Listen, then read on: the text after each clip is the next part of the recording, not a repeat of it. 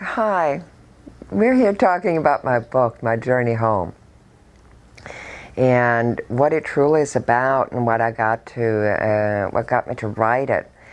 I had gone through a lot of traumatic experiences in my life, and in 1989 I had a dream actually where I was in a prison. There was there were prison bars in front of me, and on the other side of the prison bars there is a green field, and there are people walking far in the distance.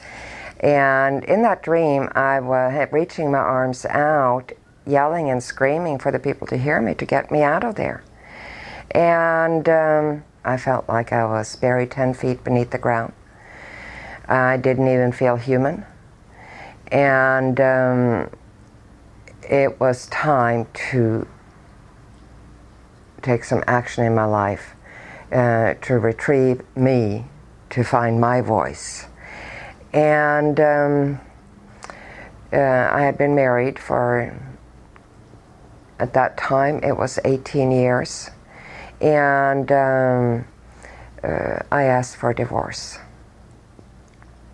So I had never known peace, and that was the one thing that was so important to me. I didn't care how I got it. I didn't know how to get it.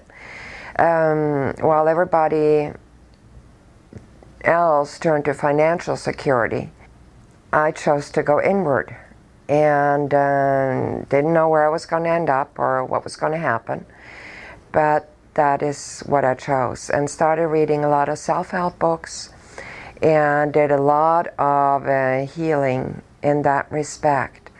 And then in 1997 I was woken up one morning, or in the middle of the night, at 1 a.m. in the morning, and by this bright light, and a voice, a deep masculine voice that spoke to me out of this light. What the voice said to me at that time was that I had been chosen to be part of changing history. And then I woke up and my hands were going up and down like that. I had from this time to this time. I had no idea what he was talking about. I called him God, the voice that spoke to me, and I had no idea what this was all about. I was blown away. And then I got the prompting that I was to go to my recorder, and so I'm telling about that in my book. But anyway, I went to the recorder, and the message that came through was this: if everybody was told that God lives at the bottom of the ocean, all of humanity would dive down to the bottom of the ocean. If humanity were told that God lives at the top of the mountain, everybody would climb to the top of the mountain. But I live right inside of you, underneath all the mud of anger, fear, resentment, guilt, lust, and greed, and lack of self-worth, and sadness and sorrow. Wash off all your mud and you will find me. Well,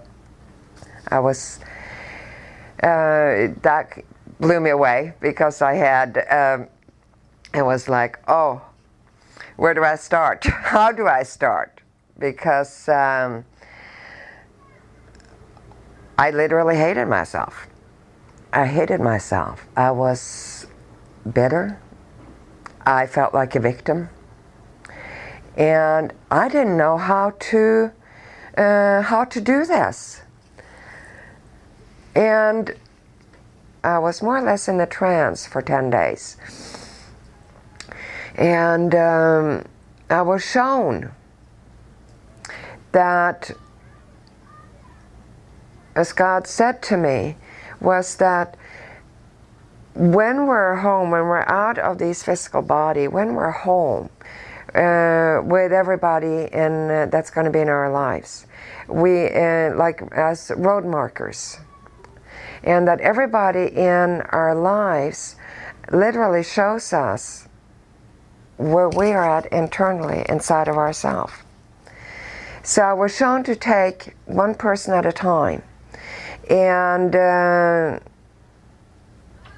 look at what my perception about that person is and what my feelings about that person is, and recognize that all those perceptions, all those thoughts and feelings were actually about myself and not about the other person. And this is what I was shown. So this is what my book is about and how I went through this journey. It is not a journey for the faint of hearts, but it is so rewarding, so rewarding. Because once you start the healing and once you start removing all these layers that you're covered, that we covered our soul with, you find peace. And that was what I set out to do, was to find peace and love and coming to the recognition that we all are love.